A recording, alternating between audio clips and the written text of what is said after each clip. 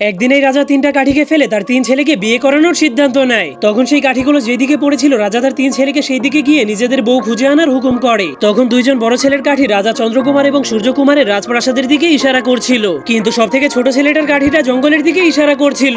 এরপর তারা তিন ভাই তাদের বউ খোঁজার জন্য তিন দিকে যেতে শুরু করে দেয়, কিন্তু সব থেকে ছোট ছেলেটা জঙ্গলে গিয়ে অনেক ভয় পাচ্ছিল। ঠিক তখনই সে জঙ্গলের মধ্যে একটা বিড়ালকে দেখতে পায়, যা দেখার পর সে ওই বিড়ালটাকে তার সাথে ঘটে যাওয়া সবকিছু বলতে শুরু করে। যা শোনার পর সেই বিড়ালটা তাকে বলে, তাহলে আমি তোমাকে বিয়ে করতে রাজি আছি। এরপর সব রাজকুমারেরা যখন বাড়িতে ফিরে আসে তখন রাজা তাদেরকে আদেশ করে, তোমরা সবাই তোমাদের হবু বউয়ের কাছ থেকে একটি করে ফুল নিয়ে আসো। এরপর বড় দুইজন রাজকুমার অনেক খুশি হয়ে ফুল আনার জন্য চলে যায়, কিন্তু সব থেকে ছোট রাজকুমার অনেক মন খারাপ করে জঙ্গলে চলে যায়। এরপর সেই বিড়ালটা যখন রাজকুমারের মন খারাপ হওয়ার কারণ জানতে পারে তখন সে রাজকুমারকে অনেক শান্তিতে ঘুম পাড়িয়ে দেয়। তখন সে একটা গাছের সামনে গিয়ে মন্ত্র পড়তে শুরু করলেই সেই গাছের ভিতর থেকে তিনটা বিড়াল বের হয়ে আসে, যাদের কাছে সোনা, হীরা এবং রূপার ফুল ছিল।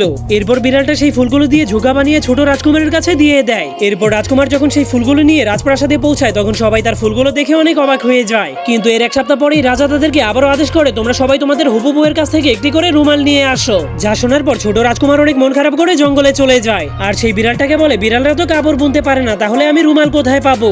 যা শোনার পর বিড়ালটা আবারও রাজকুমারকে আরাম করে ঘুম পাড়িয়ে আবার সেই গাছের কাছে চলে যায়। এরপর মন্ত্র পড়তে শুরু করলে এবার তিনটা বিড়াল সেই গাছের ভিতর থেকে সোনা, হীরা এবং রূপার সুতো নিয়ে বের হয়ে আসে। তখন ছোট বিড়ালটা সেই সুতোগুলো দিয়ে অনেক সুন্দর করে রুমাল বানিয়ে রাজকুমারকে দিয়ে দেয়। যা দেখার পর এবারও সবাই ছোট রাজকুমারের সেই আজব রুমালটা দেখে তার প্রশংসা করতে শুরু করে। কিন্তু এর এক সপ্তাহ পরে রাজা তাদের সবাইকে নিজেদের হবু বউকে নিয়ে আসার আদেশ করে। এই জন্য ছোট রাজকুমার অনেক মন খারাপ করে সেই বিড়ালের কাছে গিয়ে বলে, আমি তোমার মতো একটা বিড়ালকে কিভাবে মহলে নিয়ে যাব?